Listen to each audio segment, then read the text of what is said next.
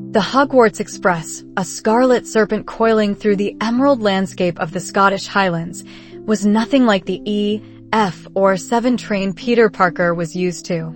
From his window seat, the world outside blurred into a canvas of impossible greens and purples, a stark, breathtaking contrast to the concrete canyons of Queens, New York, he'd left behind. Every turn of the wheels, every puff of steam, felt less like a journey and more like a plunge into a fantastical dream. A dream or a nightmare, depending on the moment. Peter clutched the worn, dog-eared copy of a Muggle physics textbook in his lap, the familiar equations a comforting anchor in a sea of overwhelming newness. His other hand instinctively brushed against his wrist, where a faint, almost invisible scar pulsed beneath his skin, the lingering mark of a genetically altered spider's fangs. That bite. It had been during a seemingly innocuous field trip to Oscorp, just weeks before his Hogwarts letter arrived. One moment, he was a gawky, academically gifted kid, sketching molecular structures in his notebook. The next, a searing pain, a bizarre surge of adrenaline, and then, everything changed. His senses sharpened to an impossible degree. Sounds echoed with unnerving clarity, scents swirled into a vibrant tapestry, and his reflexes became a blur. Then came the strength, the agility, the unsettling stickiness in his palms and soles, and worst of all, the prickling premonition, a chilling buzz at the back of his skull that warned him of danger moments before it struck. He'd nearly shattered Uncle Ben's favorite mug, almost scaled Aunt May's prize-winning rose bush in a moment of panic, and spent countless sleepless nights grappling with the reality of what he'd become. A freak. A living, breathing anomaly. And now here he was on a magical train, heading to a magical castle, where everyone else was seemingly born with a magic wand and a natural aptitude for the impossible. He had no wand, no aptitude, just a secret that felt heavier than a lead cloak. He yearned to belong, to make friends, but the thought of exposure, of being seen as something other even in a world of others, was a cold knot in his stomach. Would he accidentally stick to a wall in class? Would his spider sense scream at a passing ghoul and make him look crazy? The magic around him already felt like a constant hum, almost a white noise, to his hyper-aware senses. It was exhausting. A knock on his compartment door jolted him. A messy-haired boy with bright green eyes and a lightning bolt scar peered in. "Excuse me," he said. "Have you seen a toad?" "Neville's lost one." Peter shook his head, a blush creeping up his neck. No, sorry. I just got here myself." The boy seemed to take in Peter's slightly oversized clothes and nervous demeanor. "Oh, right. First year, too? Mind if we sit here? Everywhere else is full." "Please," Peter managed, gesturing vaguely at the empty seats. The boy entered, followed by a lanky, red-headed boy with freckles. "I'm Harry," the scar-faced boy introduced himself, extending a hand. "Harry Potter." Peter's spider sense gave a faint, almost imperceptible thrum. "Danger?" "No, not danger. Significance." He shook Harry's hand, a firm, surprisingly strong grip that he had to consciously soften. "Peter Parker. Nice to meet you." Ron Weasley, the redhead mumbled, already digging into a bag of sweets. "Heard about you on the train, Harry. You really..." Ron trailed off, gesturing vaguely at Harry's scar. Harry sighed, running a hand through his hair. Peter felt a pang of sympathy. Already famous, and the year hadn't even begun. He knew what it was like to be different, even if his difference was a closely guarded secret. The three boys quickly fell into conversation. Peter, usually reserved, found himself surprisingly comfortable with Harry's open curiosity and Ron's good-natured grumbling. He talked about New York, carefully omitting any mention of his extracurricular activities. They, in turn, tried to explain Quidditch and the basics of the wizarding world, patiently answering Peter's endless stream of questions about how anything worked. As dusk painted the sky in shades of bruised plum, the train slowed, and a booming voice echoed through the corridors. "First years. First years over here." Stepping out onto the platform at Hogsmeade, Peter gasped. The air, crisp and cold, held the scent of pine and something indefinably magical. Looming in the distance, silhouetted against a sky now dusted with stars, was Hogwarts Castle. It was immense, ancient, studded with countless twinkling lights. His spider sense, usually a subtle hum, was now a low thrum, reacting to the sheer presence of the place, the layers of enchantment that coated every stone. It wasn't danger, exactly, but an overwhelming power of a resonant echo of something vast and ancient. "Follow me." A giant of a man with a wild beard, whom Harry identified as Hagrid, led them down a narrow, muddy path to a small, dark lake. Dozens of small boats bobbed on the water. "No more N4 to a boat," Hagrid bellowed. Peter found himself in a boat with Harry, Ron, and a girl with bushy brown hair and rather large front teeth, who introduced herself as Hermione Granger. "Are you absolutely certain everyone has read Hogwarts, a history?" she asked, adjusting her robes. "It's imperative to understand the foundational principles before practical application, you know." Peter's own intellect, used to being the sharpest in the room, found itself a worthy challenger. Hermione's encyclopedic knowledge was astounding. He felt a flicker of something akin to admiration, then a fresh wave of anxiety. How could he possibly compete? He barely knew what a Muggle-born was until a few months ago. As the boats glided across the dark, still water, the castle grew larger, more majestic, its countless windows glowing like 1,000 watchful eyes. Peter couldn't help but feel a thrill, a spark of wonder that momentarily eclipsed his fear. This was real. He was here. They disembarked, climbed a long flight of stone steps, and entered the castle through massive oak doors. The entrance hall was dizzying, with towering ceilings and a magnificent marble staircase. They were led into a smaller chamber, where a stern-looking witch with tight black hair and emerald robes, Professor McGonagall, explained the sorting ceremony. Then, the Great Hall. It was breathtaking. For long tables, packed with students, stretched the length of the hall, illuminated by thousands of floating candles.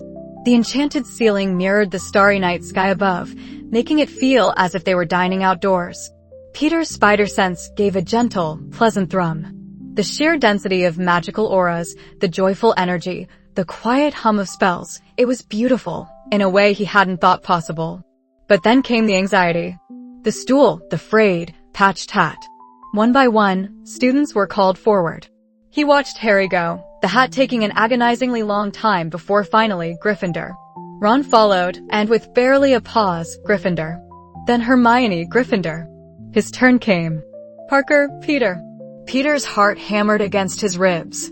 He felt the weight of every eye in the hall, the quiet anticipation. He walked to the stool, every step feeling impossibly heavy. McGonagall placed the hat on his head. Darkness. A voice, ancient and dry, echoed in his mind. A Muggle-born, yes. And a fascinating mind indeed. So much intellect, a thirst for knowledge that could rival Ravenclaw's finest. Peter squeezed his eyes shut. Not Slytherin. Please, not Slytherin. Just somewhere I can blend. But there's more here, a strong sense of right and wrong, a deep-seated desire to protect. Responsibility. And a remarkable courage, not the flashy kind, but a quiet, unwavering resilience in the face of fear. The hat paused, and Peter felt a curious prodding, almost as if it were sensing something deeper, something other within him. A very unique spirit, young Parker. Burdened by a great power you are. And a secret. Yes, a great burden and a great potential. Where to put such a boy? You could excel anywhere, but your heart is for others.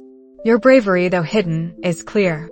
Then, with a final, echoing boom, Gryffindor. A wave of relief washed over Peter so intense it almost made his knees buckle. He stumbled off the stool, hearing the Gryffindor table erupt in cheers, and made his way to sit beside Harry and Ron, opposite Hermione. Congratulations. Harry beamed. I knew you'd be a Gryffindor. Me too, Ron added, already piling mashed potatoes onto his plate. Peter just grinned, a genuine, unburdened smile for the first time in days. He had a place. He had friends. The feast that followed was a blur of fantastical food, pumpkin juice, roast chicken, mountains of treacle tart. Peter, whose enhanced metabolism usually made him perpetually hungry, ate with an enthusiasm that drew amused glances from his new friends. He tried to temper it to seem normal, but the food was delicious and he was starving. Later, in the bustling Gryffindor common room, filled with red and gold, crackling fires, and comfortable armchairs, Peter finally felt a sense of peace settle over him. Harry, Ron, and Hermione were discussing their first classes. "I just hope the Charms professor is better than the Transfiguration professor," Ron grumbled. "Professor McGonagall is a brilliant witch," Hermione retorted. "You simply need to apply yourself." Peter listened, a small smile playing on his lips. He was part of it. He belonged. He even managed to subtly catch a falling spellbook from the hands of an older student before it hit the floor, making it seem like a lucky grab. "Whoops," he muttered, handing it back. The student just blinked, impressed. Finally, exhausted but content, Peter found his way to his dormitory. The four-poster bed was cozy, the velvet curtains offering a sliver of privacy. As he lay there, the sounds of the castle settling around him, distant owls, creaking floorboards, the soft murmur of magic, his earlier anxieties began to resurface. The Sorting Hat's words echoed in his mind, burdened by a great power, a secret. It had known. Or at least, it had sensed. What if someone else could? What if he couldn't keep his abilities hidden? A faint, almost imperceptible thrum echoed at the back of his skull. It wasn't the pleasant hum of the magical castle, nor the specific alarm of immediate danger. It was more like a distant, unsettled whisper, a suggestion of something wrong lurking in the shadows, just beyond his current perception. A cold draft seemed to seep in from the window, carrying with it a faint, metallic tang he couldn't quite place. Peter pulled his blankets tighter, his eyes wide open in the darkness. The magic of Hogwarts was wonderful, terrifying, and utterly bewildering. But beneath the surface, he knew, a different kind of world existed, and he was part of it. He was a Gryffindor now, and with that came a responsibility he wasn't yet sure how to wield, especially when his greatest secret might be the very thing that Hogwarts, and its lurking dangers, most wanted to uncover. The winter chill had begun to seep into the ancient stones of Hogwarts, chasing students indoors to the warmth of crackling fires and crowded common rooms. For Peter Parker, the season brought a new layer of comfort and routine. He found a strange solace in the predictable rhythm of classes, the arcane logic of charms, and the bewildering complexity of transfiguration. Most importantly, he found it in the steadfast companionship of Harry and Hermione. Harry, still a magnet for attention, treated Peter not as the boy who lived's enigmatic friend, but simply as Peter. They spent hours hunched over homework in the Gryffindor common room, Peter's Muggle-born common sense often clashing hilariously with Harry's unshakable belief in magic. Hermione, meanwhile, was a force of nature. Her insatiable thirst for knowledge made Peter feel right at home, a kindred spirit in their shared academic pursuit. He often found himself explaining complex magical concepts to Harry in terms Hermione-approved detail, while she would grill him on Muggle history, fascinated by the mundane world. His powers, though, remained a constant, nagging presence. The spider sense had become more refined, less a sudden shock and more a subtle hum beneath his skin, a premonition that something was amiss. He'd learned to interpret its different intensities, a faint prickle for an approaching teacher, a dull throb for a misplaced book about to fall on his head, and an insistent screech for genuine danger. It was this screech that ripped through him one late Friday night. They had been lingering in the library, Hermione furiously researching ancient runes for an extra credit project, Peter making surprising headway on a particularly tricky potions essay. Snape's scowl, even in Peter's imagination, was a powerful motivator. Harry, bless his heart, had fallen asleep, his head resting on a tome thicker than his arm. Madame Pants, a terrifyingly efficient librarian, had shooed them out just before closing. Honestly, Harry, if you'd just started your essay earlier, Hermione began, ever the pragmatist, as they navigated the dimly lit corridors. Peter, a few steps ahead, felt the first, faint tremor of unease. He tightened his grip on his bag. "I was busy, Hermione," Harry mumbled, rubbing his eyes. "Besides, I'm sure it's fine." They turned a corner and Peter's spider sense exploded. It wasn't a prickle or a throb. It was a physical jolt, a lightning bolt of pure, primal danger. Every hair on his arms stood on end. His breath hitched. "Whoa," he gasped, shoving Harry hard, pulling him back against the wall with surprising force. Hermione, startled, stumbled backward, her wand clattering. A low, guttural growl vibrated through the stone floor. Before them, a massive, shaggy beast with 3 heads, each the size of a small car, snored loudly, blocking the entire corridor. Drool pulled ominously around its huge paws. Its fur was matted, its teeth gleamed like daggers, and even in sleep, it exuded an aura of terrifying power. "What in Merlin's beard is that?" Harry whispered, eyes wide with a mixture of terror and awe. "It's a Cerberus." Hermione breathed, her voice trembling.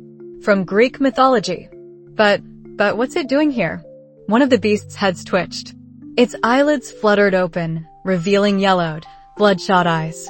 The growl deepened, rising in volume. "Run," Peter hissed, his voice tight. He didn't need magic to know that staying was suicide. He grabbed Harry's arm, his fingers digging in with unconscious strength, and yanked him backward. Hermione, surprisingly agile despite her shock, was already scrambling away. They pelted back the way they came, the thudding of their feet echoing in the silent castle, punctuated by the monster's rising barks. Peter's heart hammered against his ribs, a frantic drumbeat of adrenaline. He was faster, stronger than his friends, but he dared not show it. He forced himself to keep pace, glancing back just enough to see the monstrous shadow of the Cerberus stretching down the corridor, its roars rattling the ancient tapestries. They didn't stop until they reached the relative safety of the grand staircase, gasping for breath, leaning against the cold stone balustrade. I nearly fainted, Hermione gasped, clutching her chest. That was awful. What were we doing there? Harry panted. Dumbledore said the third-floor corridor on the right-hand side was forbidden to everyone who did not wish to die a most painful death. Peter rubbed his forehead, trying to control his racing heart. His spider sense was still buzzing, a dull ache now, a lingering echo of the danger. He wasn't kidding, he muttered, glancing back up the stairs, as if expecting the beast to come thundering down. Why would they put something like that in a school? And what was that, Peter? Harry asked, looking at him with curious eyes. You just pulled me. I swear I felt like I was flying for a second.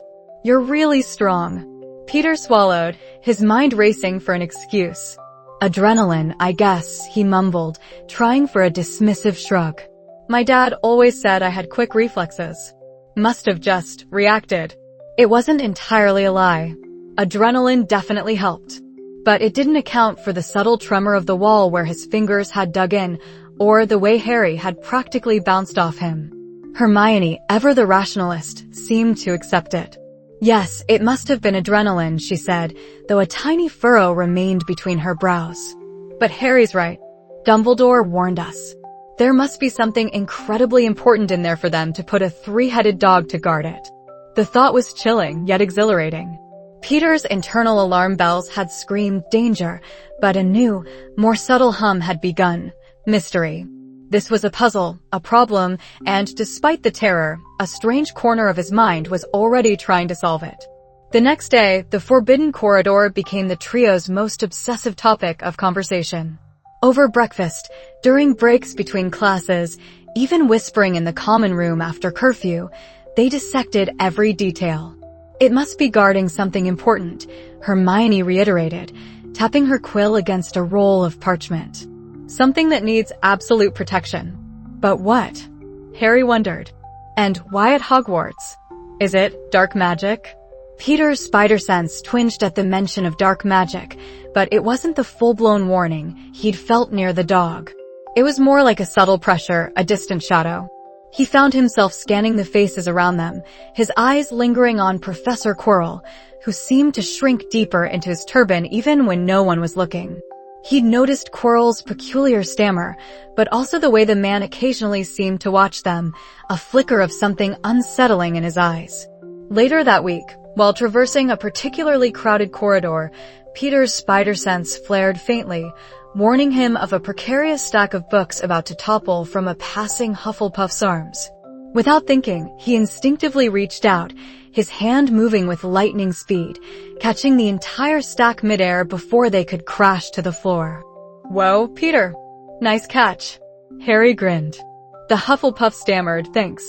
I thought they were goners. That was really fast." Peter merely offered a weak smile. "Lucky, I guess. Good reflexes." He quickly handed the books back, trying to appear nonchalant. Hermione, who had witnessed the impossible save, merely narrowed her eyes, then jotted something down in a small notebook she always carried. Peter knew he wasn't fooling her entirely. His enhanced senses also proved unexpectedly useful.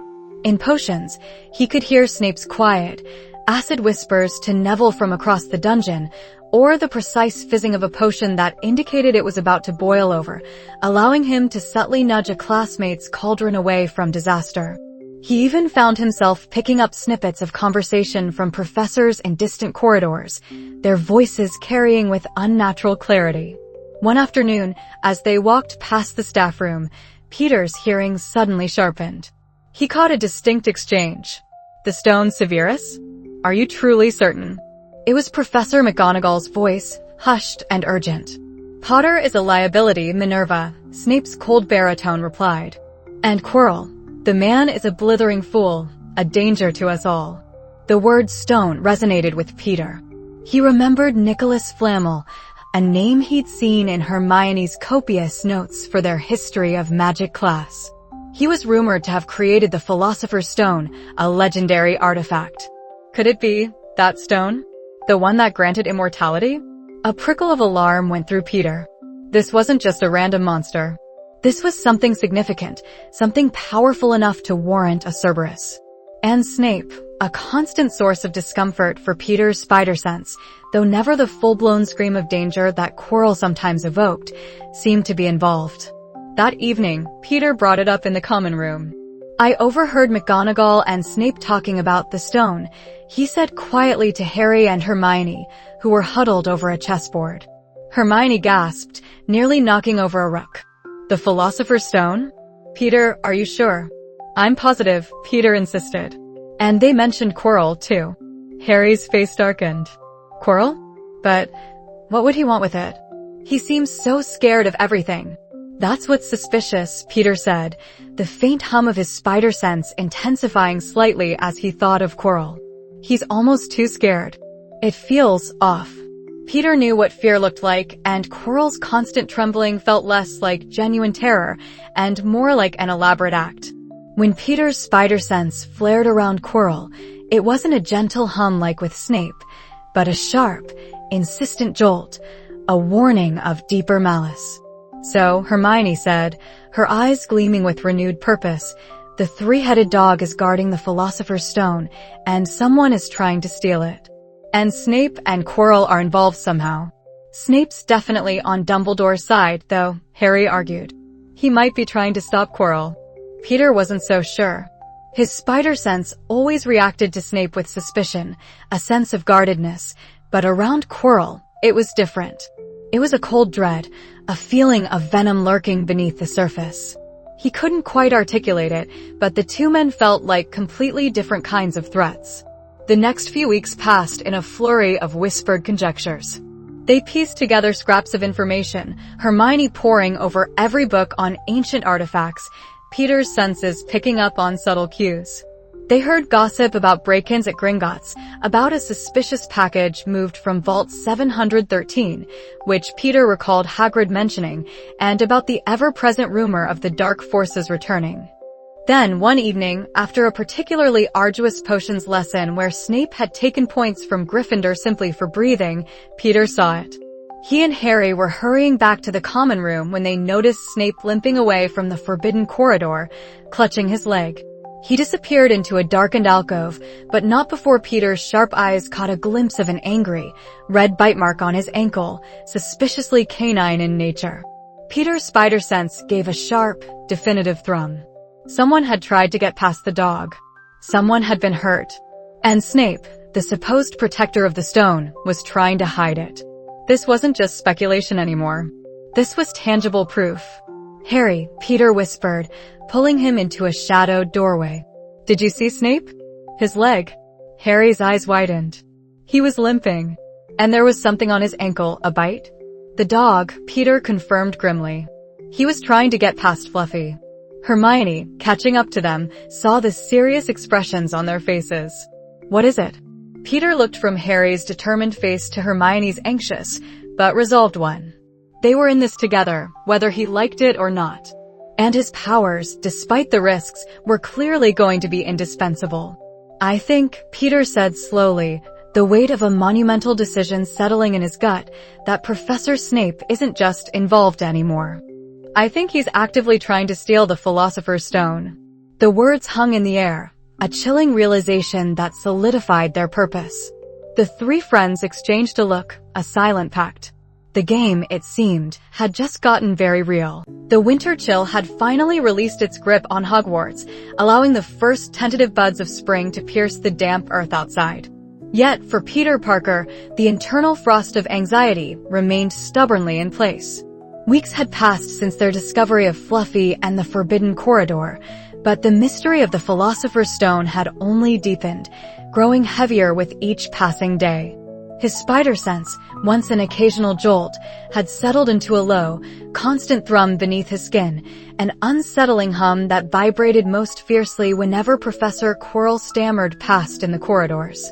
It just doesn't make sense, Hermione declared one blustery afternoon in the common room, her nose buried in a dusty tome titled Ancient Runes and Obscure Charms.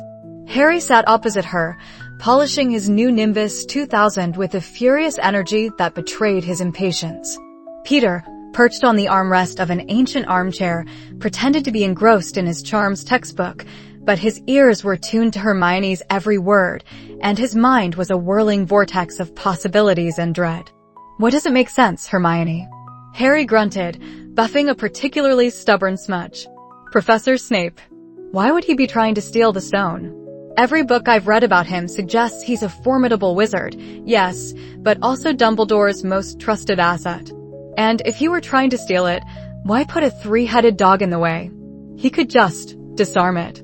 Or make it sleep with a spell. It's too obvious. Hermione tapped the page with a thoughtful frown. Unless he's not trying to steal it at all. What if he's trying to protect it? Peter's heart gave a lurch. Hermione's logic, as always, was disturbingly sound.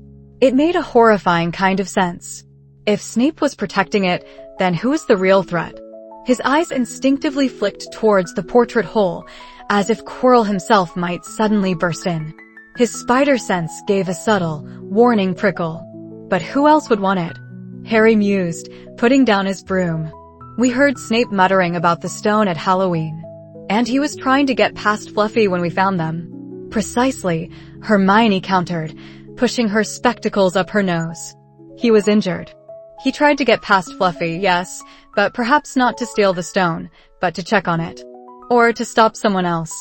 She looked at Peter, as if expecting him to confirm her theory. Peter, you said yourself, Snape seemed angry, not secretive. Peter nodded slowly, the memory of that intense confrontation vivid. He was definitely agitated. Anne. I remember seeing Quirrell looking very pale and anxious in the Great Hall before Halloween. He kept glancing at Snape. He didn't mention the dizzying lurch of his spider sense then, a silent scream of impending danger. Their suspicions slowly began to coalesce around Professor Quirrell, the nervous defense against the dark arts teacher who always seemed to be shivering, even indoors. The more they watched him, the more unsettling he became. Peter's spider sense was now a relentless, low thrum whenever Quirrell was within 100 feet, intensifying into a frantic pulse if the man looked in their direction. It felt like walking on a tightrope over a pit of venomous snakes. One evening, emboldened by Hermione's new theory, the trio decided to accidentally wander past the Forbidden Corridor on their way back from dinner, hoping to catch a glimpse of anything unusual. The flickering torchlight cast dancing shadows on the stone walls, making every creak and groan of the ancient castle seem sinister. As they neared the corridor, Peter's spider sense exploded into a deafening clamor in his mind. Wait, Peter hissed, grabbing Harry's arm just as he was about to round the corner. Harry stumbled, surprised by the sudden, almost superhuman grip. What is it, Pete? Harry whispered, looking at him with wide eyes. Hermione peered over Peter's shoulder, her brow furrowed. "Do you hear something?" Peter shook his head, his gaze fixed on the corner ahead, though he saw nothing. His brain, however, was screaming danger. He could feel vibrations in the floor that weren't from their own footsteps, a faint, metallic scraping sound, almost too soft to hear, but his enhanced hearing picked it up. Someone's there. And it feels wrong. Just as he spoke, a flash of purple light flickered from around the corner, followed by a faint, acrid smell that Peter's heightened senses identified as dark magic, though he didn't know the specific spell. A small stone gargoyle, usually an inert decoration on the wall, shifted minutely, its eyes glowing a dim red. Before any of them could react, a low hum filled the air and the very stones of the corridor seemed to vibrate. A section of the wall beside the gargoyle, previously unremarkable, rippled like water, and a faint, shimmering barrier became visible, humming with arcane energy. It was a subtle, almost invisible magical ward, and it was tightening. The barrier pulsed, shrinking rapidly, threatening to seal off the corridor entirely with a crushing force. Harry, mesmerized, took a step forward. "Harry, no!" Peter yelled, pushing him back with incredible force. Hermione, startled by the sudden energy, stumbled. The barrier snapped shut with an audible thwomp, just inches from where Harry's head would have been. A shower of dust rained down from the ceiling. Had Harry been caught, he would have been squashed flat.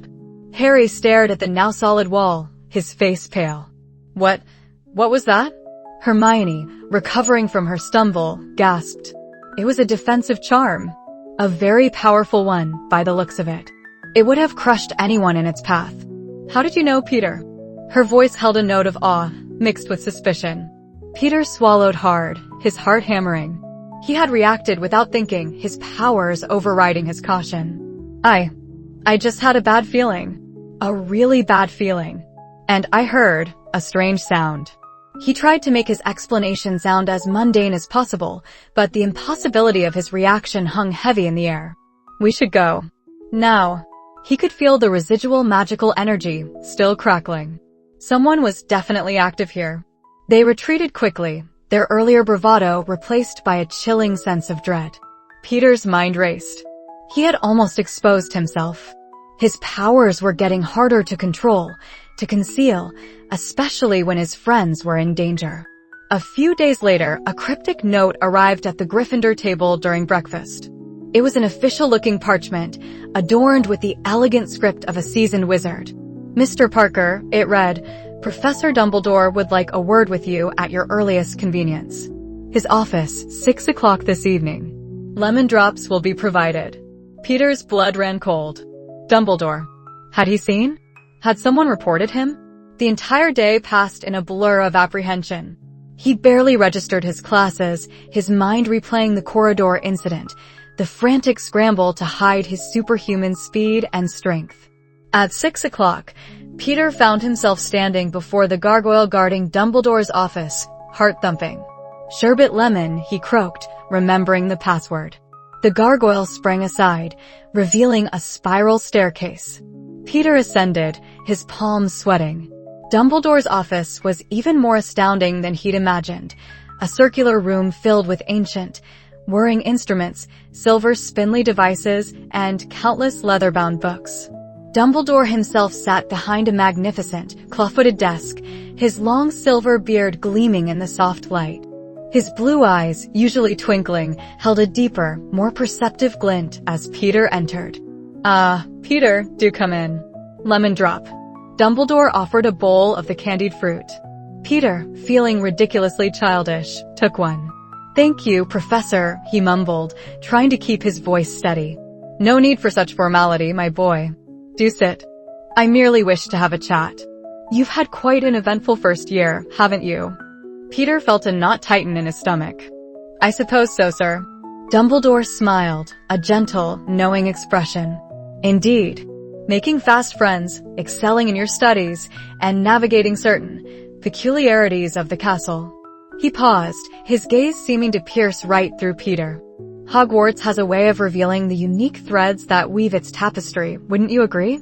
Peter swallowed, the lemon drop suddenly tasting like ash. I'm not sure what you mean, Professor. Oh, I think you do, Peter, Dumbledore said softly, his voice devoid of accusation, yet heavy with understanding. Some individuals are born with gifts, some acquire them through circumstance, and some have burdens thrust upon them. It is what we do with these unique aspects of ourselves that defines us, isn't it? Peter couldn't meet his gaze. He felt utterly exposed, yet strangely, not judged. I just try to do what's right, Professor. And that, Peter, is the greatest gift of all. To choose the path of righteousness, especially when it demands great personal cost. Dumbledore leaned forward slightly. There are many dangers within these walls, more than a first year should ever have to face. And sometimes, one must choose between a difficult truth and a comforting lie for the greater good. Do you understand, Peter? Peter nodded, a silent acknowledgement of the unsaid. Dumbledore knew. He didn't know how, but he knew. And he wasn't angry. He was guiding. Great power, my boy, Dumbledore continued, his voice barely a whisper, comes with great responsibility. Remember that. And remember, too, that even the smallest thread can hold a tapestry together, especially when it is woven with courage. As Peter left Dumbledore's office, the cryptic words echoed in his mind, a mixture of comfort and terrifying affirmation. Dumbledore knew, and he hadn't forbidden Peter from using his powers. He had encouraged him to use them responsibly. The encounter solidified Peter's growing suspicion about Quirrell. Dumbledore's words about dangers within these walls and difficult truths seemed to point directly at the defense against the dark arts teacher. Later that week, the trio made a startling discovery. They were passing Quirrell in the hallway, near the staff room, when Peter's spider sense flared violently, almost knocking him off his feet. As Quirrell nervously pulled his turban tighter, a faint, almost imperceptible whisper reached Peter's hypersensitive ears.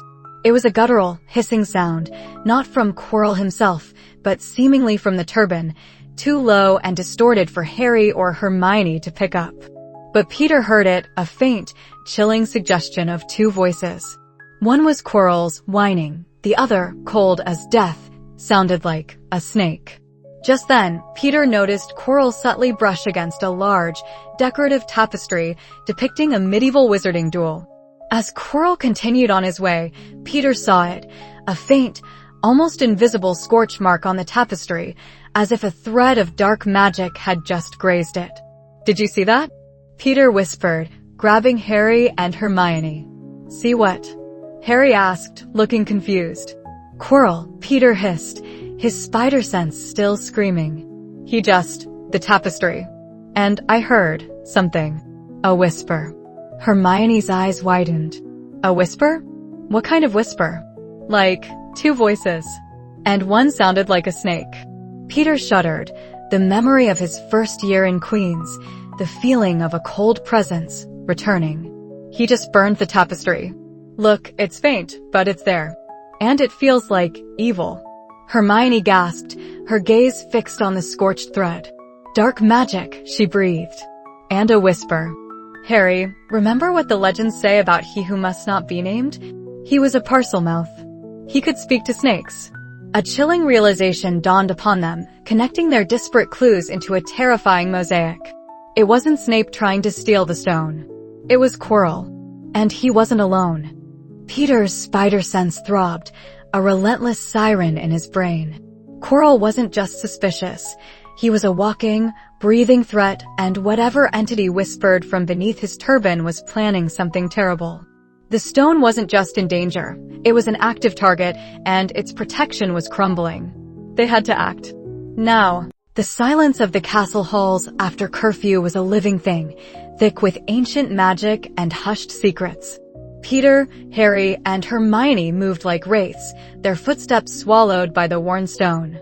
Peter's spider sense, usually a low hum of ambient precognition, was now a frantic buzzing, a symphony of warnings escalating with every step towards the forbidden third-floor corridor. It pulsed like a raw nerve, screaming danger, danger, danger. Are you sure about this, Harry? Hermione whispered, her voice tight with a mixture of fear and stubborn resolve. Her hand gripped her wand, knuckles white. Harry, his face set in grim determination, nodded. Hagrid told us. Snape's going to get the stone tonight. We have to stop him. Peter's own heart hammered against his ribs, not just from the adrenaline of breaking school rules, but from the terrifying certainty that his powers were about to be pushed to their limits. He'd made a silent vow Harry and Hermione would walk out of this castle unharmed. Whatever it took, even if it meant risking everything.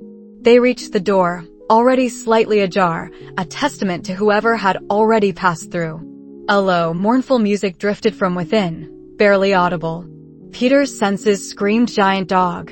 Fluffy, Harry breathed, recognizing the beast from their previous encounter. They slipped inside. The chamber was dark, save for the sliver of moonlight filtering through a high window. In the center, colossal and monstrous, lay the three-headed dog, Fluffy, its massive head swaying gently, eyes shut in a drug-induced sleep. The music, a bewitched harp, lay on the floor nearby. Peter's spider sense didn't abate. The beast was asleep, yes, but the danger wasn't just from it. It was the entire situation, the overwhelming magical aura, the feeling of something profoundly wrong. He glanced at Harry, then at the trapdoor beneath Fluffy's paws. It's the trapdoor, Peter whispered, pointing. We have to get past him. Hermione, ever practical, stepped forward and conjured a swift Alohomora at the trapdoor's lock. It clicked open. But how to move Fluffy? They couldn't. One of us has to go first, Harry said, his voice barely a whisper. The others dropped down after. Peter felt a familiar surge of protective instinct. I'll go, he volunteered, before Harry could. His enhanced agility would make the fall less dangerous, and he could scout below. It was also an opportunity to be out of sight for a moment, to let his powers work without direct observation. Before Harry could argue, Peter was already moving. He took a running leap, clearing the largest of Fluffy's heads with an impossible grace that went unnoticed in the gloom and urgency. For a split second, he seemed to hang in the air, a shadow against the distant moonlit window, before dropping through the trapdoor. The fall was longer than he expected, but his spider sense had already warned him. He twisted midair, absorbing the impact with his superhumanly flexible joints, landing in a crouch on a damp, yielding surface. It's a plant, he called up, his voice echoing eerily. A huge, soft plant. Harry and Hermione followed, dropping one after the other. Hermione landed gracefully, but Harry cried out as he hit the ground and immediately began to struggle. It's Devil's Snare. Hermione gasped, recognizing the tangled vines that were already coiling around them, tightening with terrifying speed. Relax. If you relax, it won't kill you. But relaxation was easier said than done. The vines were thick and strong, already pinning Peter's arms to his sides. His enhanced strength was struggling against their magical grip, his spider sense screaming at him that this was not a normal plant. Its cold, slimy tendrils were exploring every inch of his body. Harry was flailing, panic rising in his voice. I can't relax. Peter strained, feeling the pressure on his chest. He knew Hermione was trying to remember the counter-curse. He could feel her mental struggle, the sheer effort it took. Light, it hates light. His brain, working at a speed few could comprehend, processed the information Hermione had learned in herbology. He saw her wand trembling, her eyes squeezed shut in concentration. Hermione. Peter grunted, the vines tightening further. He risked a subtle twitch, a flicker of strength, just enough to slightly loosen the vines around his right arm, freeing his hand. He didn't want to draw attention to himself, but Harry was genuinely in trouble. He subtly pointed his freed hand upwards, towards the high, unseen ceiling, a tiny, almost imperceptible gesture. Hermione's eyes snapped open. She seemed to follow the movement unconsciously, her gaze darting upwards, then back to Peter, then to the faint glow of her own wand. Yes! Light, she exclaimed, as if a thought had just struck her. Lumos Solum. A brilliant burst of white-hot light exploded from her wand. The Devil's Snare shrieked, recoiling violently as if burned. Its tendrils whipped away, releasing the trio. They tumbled onto the stone floor beneath, gasping for breath. That was close, Peter muttered, rubbing his sore wrists. He tried to ignore the lingering cold, slimy sensation on his skin. You pointed up, Hermione said, looking at him with a strange mix of awe and suspicion. How did you know? Peter shrugged, feigning nonchalance. Just remembered seeing you study it. It was a guess. Lucky, I suppose. He offered her a weak smile, hoping she wouldn't press. His secret was safe for now, but the line was getting thinner. They moved on, through a stone archway, into a new chamber. This one was bathed in a pale, ethereal light. Above them, 1,000 small, shimmering objects fluttered. Winged keys, Harry identified, his eyes wide. Yes, but which one? Hermione asked, peering at the dizzying swarm. There must be thousands. Peter's spider sense thrummed again, not with direct danger, but with the chaotic energy of the spellwork. His enhanced vision, capable of distinguishing subtle details in motion and form, immediately began to sort through the chaos. He saw it, a single, tarnished silver key, larger than the others, with a distinctly bent wing, fluttering slightly slower, almost lazily, near a heavy, locked wooden door on the opposite side of the chamber. He pointed, trying to sound as though he was just guessing. That one. The one with the bent wing, near the door. Harry followed his gaze. How can you tell? It's duller than the others, Peter lied, improvising. And it's not moving quite as fast. Look, it's closer to the door. Harry, ever trusting, didn't question it. I need a broomstick. Just then, 3 broomsticks swooped down from the ceiling. Harry snatched the nearest one, mounted it, and took off into the swarm. Peter watched, his heart in his throat. This was Harry's strength, his innate talent for flying. He tried to subtly help, directing his gaze, following the specific key Peter had spotted. Harry, after a few clumsy attempts, seemed to lock onto the right one. He chased it through the air, weaving and dodging the other keys, his Gryffindor seeker instincts kicking in. Peter's spider sense gave him real-time updates on Harry's trajectory, the key's movements, the air currents. He could almost feel the air rushing past Harry's face. Finally, with a triumphant swoop, Harry snatched the key out of the air. He landed, breathless but beaming, and jammed it into the lock. It clicked open. Brilliant, Harry. Hermione cheered. They pressed on into the next chamber. This one was dark, but as they stepped inside, torches burst to life, illuminating a truly bizarre scene.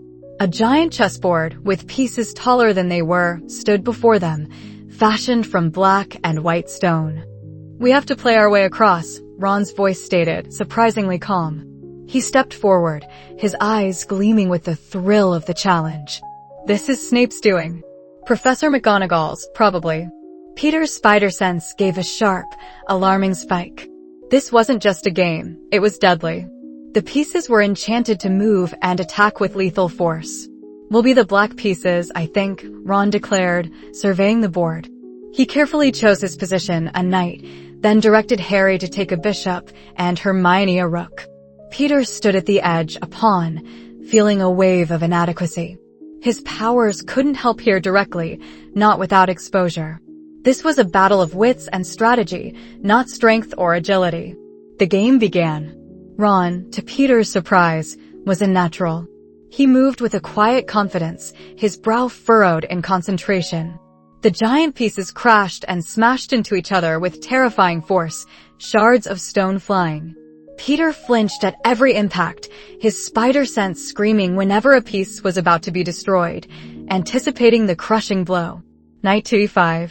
Ron called, his voice echoing in the vast chamber. The white knight across the board responded, advancing menacingly. Peter's brilliant mind, even without the spider sense, processed the board quickly. He saw the trap, the sacrifice Ron was setting up, but also the crucial vulnerability it exposed. A white bishop was moving into position, threatening Harry's current square. Ron, wait. Peter blurted out, unable to hold back. His voice was sharper than he intended. Watch your bishop. The white bishop on h3. It's a trap if you move your knight there. Ron paused, his gaze sweeping the board again. He saw it. Blimey, you're right, Pete. I almost missed that. He adjusted his plan, muttering to himself. Peter exhaled, relieved. He hadn't revealed anything too outlandish. Just a good observation. The game continued, tense and brutal. Ron was magnificent, guiding them through the deadly maze of moves. But the end was approaching. They needed to sacrifice a piece to clear the way for Harry to checkmate the king. Peter's spider sense flared violently. He saw it, the path, and the cost.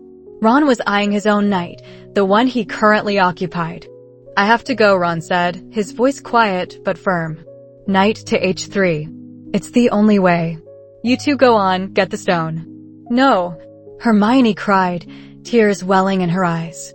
"Ron, no." But Ron was resolute. "He's right," Peter said, his voice heavy. His stomach churned.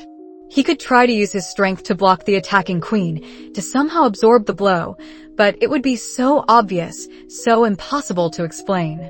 And it would disrupt Ron's moment, his brave sacrifice. This was his play, his contribution.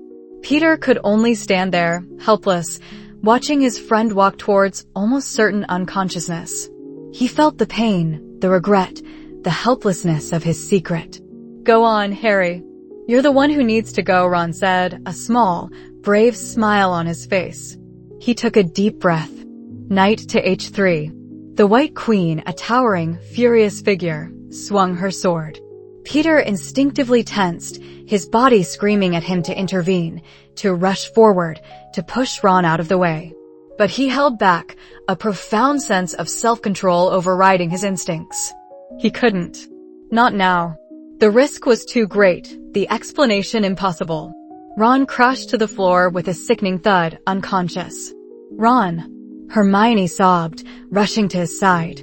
"You have to go," Peter urged Harry, pulling him gently away from Hermione and Ron. "Hermione, you stay with Ron. See if you can get him back to the common room. I'll go with Harry." Hermione, tears streaming down her face, nodded mutely. "Be careful, Peter." "Harry." Peter felt a pang of guilt, leaving Hermione with the unconscious Ron, but he knew Harry needed him more. Harry was the target. He was the one Voldemort wanted. And Peter had promised himself he would protect Harry. Whatever happened in the next room, Peter knew he would not hold back. Not anymore. If it came down to Harry's life or his secret, the secret was gone. They passed through the archway, leaving the shattered chess pieces and the prone figure of Ron behind. The next chamber was unlike the others, smaller, colder, filled with the scent of damp stone and a strange chemical tang. 7 bottles, precisely arranged, glowed faintly on a table. In the center, a parchment riddle, clearly Snape's work. "Potions," Hermione's voice echoed from behind them, a familiar sound of worry. Peter turned to see her standing in the archway, her face pale but resolute. "I couldn't just leave you." Peter felt a surge of gratitude and a fresh wave of anxiety. Now he had 2 friends to protect in the final chambers. Hermione immediately gravitated to the riddle, her lips moving silently as she read. "This isn't magic," she murmured, her brow furrowed. "It's logic." A riddle. Peter, though not as well-versed in potion ingredients, was a master of logic. He quickly read the parchment, his eyes darting between the words and the bottles.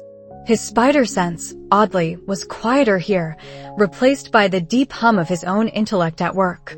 He quickly pieced together the clues, recognizing the patterns, the deceptive wording. "There are 2 that are nettle wine," he said, pointing. "The third one, that's the killer. And the smallest bottle, that's the one to go back.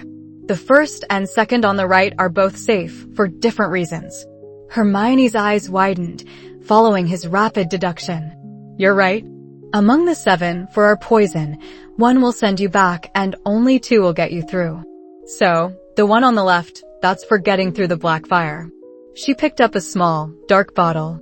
"And the smallest one, the purple, for getting back through the purple fire." She uncorked the dark bottle and handed it to Harry. "Drink this. It's for the black fire. And this," she held up the purple one, "is for you, Peter. To get back. I'll take the other." Peter stared at the purple potion in his hand. "You're not coming?" Hermione shook her head, her jaw set. "I have to go back for Ron. And I'm good at logic, not fighting Quirrell. You too, you're the ones. Peter, you have to protect Harry." Her gaze was intense, pleading. Peter felt the weight of her words, the unspoken trust. He looked at the black fire flickering menacingly in the archway ahead, then back at Hermione, and finally at Harry, his face pale and determined. "All right," Peter said, his voice firm. He tucked the small purple bottle into his pocket. He would need it. He nodded at Harry, a silent pact passing between them. Harry drank the potion, his face twisting as he swallowed. "Tastes like cold vomit," he gagged. "Let's go," Peter urged, stepping towards the black fire, his spider sense already picking up faint, disturbing echoes from beyond. It was a cold dread, a profound evil. This was it. The final stand. No more holding back. Whatever lay beyond the flames, Peter Parker was ready. As they stepped through the black fire, which parted instantly, Peter felt an almost physical shift within himself. The air crackled, his spider sense screamed not just danger, but evil. He knew, with an absolute certainty, that he was about to face the ultimate test. His secret was no longer a burden, but a weapon. And he would use it, fully and without reservation, to protect his only family in this strange, new world. The final chamber awaited.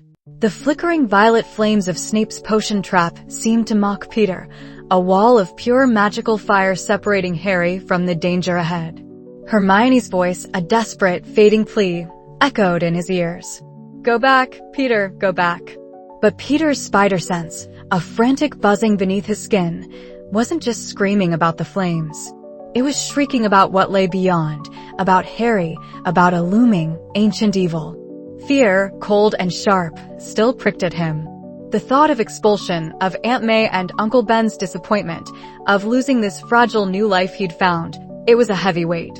But heavier still was the image of Harry, facing untold horrors alone. Harry, who had just lost his parents, who had just found a friend in Peter. Peter remembered Uncle Ben's words, echoing in his mind like a mantra, "With great power comes great responsibility." He had power. And Harry, his friend, was in peril. There was no choice. "Harry!" Peter yelled, his voice cracking, but laced with a sudden, unshakable resolve. "Wait for me." Before Harry could protest, before even the thought of the flames could fully register, Peter moved. It wasn't a brave walk, but a blur. He sprinted, drawing on every ounce of his enhanced agility, a desperate gamble. The heat seared, a blinding, choking inferno, but he focused, pushing through with a burst of speed that seemed to bend the air. For a horrifying split second, he was entirely consumed by purple fire. He tasted ash, felt his clothes singe, but he was through. He stumbled, gasping, coughing, his eyes watering, but he was standing on the other side. His skin prickled, but no severe burns. A miracle, or just his body processing the trauma impossibly fast. Harry stared, mouth agape, even as his own face paled at the sight of Peter emerging from the magical inferno. "Peter! How?" "No time." Peter gasped, still rubbing at his smarting eyes. His spider sense was now a blinding headache, a siren going off directly in his brain. "Let's go." They burst into the final chamber. It was vast, high-ceilinged, and dimly lit, dominated by a magnificent, ornate mirror. The Mirror of Ariste.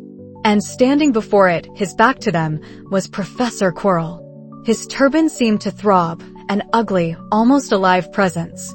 "You again, Potter," Quirrell sneered, his voice a dry whisper that seemed to scratch against the very stone. He turned, and the sight of him made Peter's stomach lurch. Quirrell's face was distorted, sickly, but it was his eyes that held an unnerving, feverish gleam. "And, Peter Parker, I thought the flames would deter you." "We're not letting you have the stone, Professor," Harry said, his voice surprisingly steady, despite the tremor in his hands. Quirrell chuckled, a chilling sound. "Foolish children. You think you can stop me?" His hand twitched, and a rope, impossibly, erupted from the ground, lashing out at Harry. Peter didn't think. His spider sense screamed. He shoved Harry violently out of the way, the rope whistling past where Harry's head had been moments before. It wrapped around a nearby pillar, biting into the stone. "Peter!" Harry exclaimed, scrambling back up. "Stay behind me!" Peter hissed, his eyes narrowed, his body coiled. He could feel the raw power of Quirrell's magic, an invisible wave of malevolence that made his hair stand on end. Quirrell's eyes widened fractionally, a flicker of surprise at Peter's impossible speed. Curious. A Muggle-born, yet so quick. Dumbledore's pets have sharp claws. He raised his wand, muttering a spell. A jet of scarlet light shot towards Peter. Peter ducked, a seamless, almost liquid movement. He scrabbled backward on all fours, feeling the heat of the spell as it scorched the wall behind him. This wasn't going to work. Subtlety was out the window. This was Harry's life.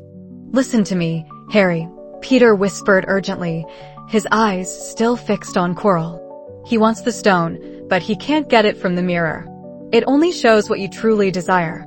If you're pure of heart, it'll give you the stone when you need it." Quirrell spun and raged. "Silence, boy. Stupefy." Another burst of red light. Peter leaped. He didn't just jump, he sprang, almost vertically, like a grasshopper. He landed halfway up a pillar, his fingers and toes finding purchase on the rough stone with impossible ease, clinging there like a gecko.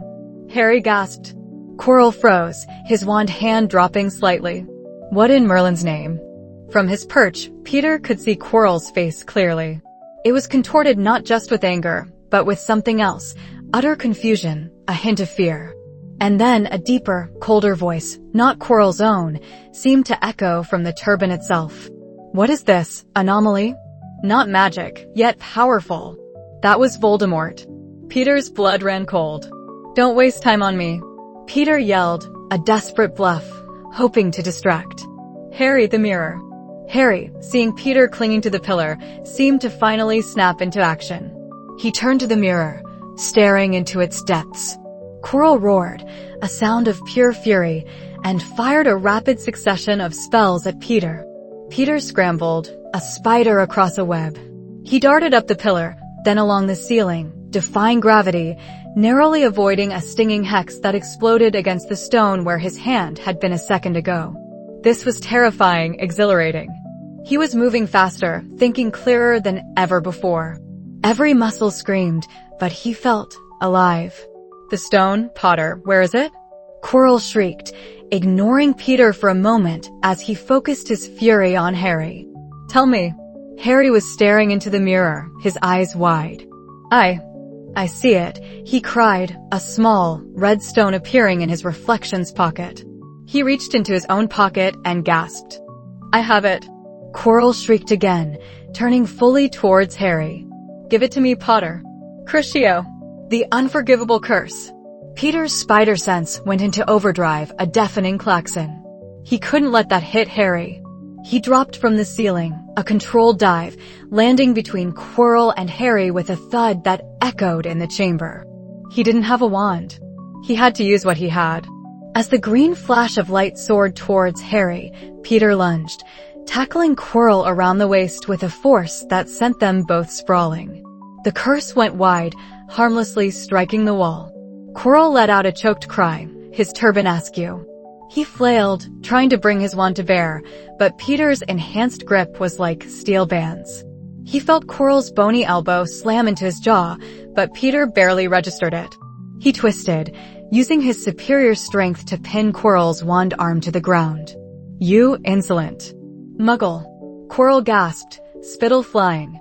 The cold, ancient voice from the turban rasped, Kill him, Quirrell. Kill the boy. Harry, seeing Peter struggling, scrambling for a weapon, remembered Dumbledore's words about love being powerful magic. He lunged forward, grabbing Quirrell's arm, not the wand, but the exposed skin where Peter had shifted his grip. A terrifying shriek ripped through the air. Quirrell screamed, a sound of pure agony. His skin began to smoke, to blister and peel away where Harry's touch met it. He's burning me. Quirrell screamed, scrambling backward, desperately trying to pull away from Harry's touch. Get off me, boy. Peter, still gripping Quirrell's other arm, felt a searing heat emanate from the professor. He looked up, his eyes meeting Harry's.